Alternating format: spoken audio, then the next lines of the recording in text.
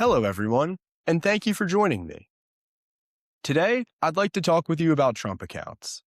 It's likely by now you've probably heard of them, and recently we've been receiving an uptick of questions around them. Most often, something to the extent of what are they and how do they actually work? Trump accounts are a new type of investment account that allows someone to put money away for a loved one and have the following characteristics. They're available for any child under the age of 18, regardless of earned income. And for any child born between 2025 and 2028, the government will contribute $1,000 on their behalf. Contributions made by a parent or loved one receive no tax deduction and have an annual limit of $5,000 per child. Earnings grow tax deferred, and at 18, the account transitions into an IRA, owned by the child, with similar rules around withdrawals and penalties, as with any other IRA. And starting early can make a huge difference.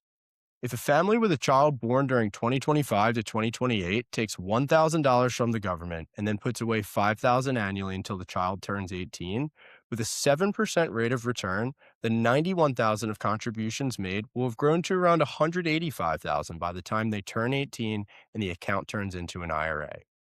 And, assuming no additional contributions, and hopefully no withdrawals, still using that 7% return, their IRA could be worth just under $3.2 million by the time they turn 60 and get ready to begin thinking about retirement. But as financial planners, we often see things beyond the initial face value and think a few steps down the line. If the account is an IRA, that means it can be converted into a Roth IRA. And here's where it gets interesting. Recently, additional guidance has come out that conversions may be subject to what's called the kiddie tax rules, depending on the timing. Essentially, if conversions are made while you're financially supporting your child, they will very quickly be at your own tax rate, not your child's.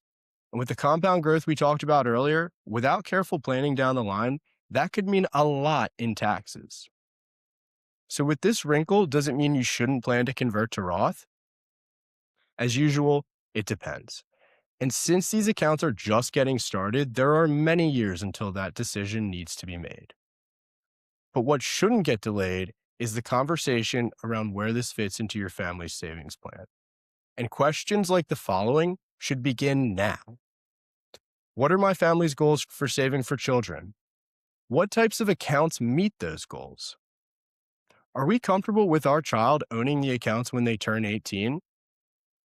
Because between the power of compounding and being short on time as parents, we'll get to it next week, can very quickly turn into next month, next year, or never get addressed at all. At Presilium, we help our clients determine the most effective ways to prioritize not only their own savings, but those for their children as well, incorporating it all into their long-term financial plan that evolves as their lives do. Thanks for watching, and until next time.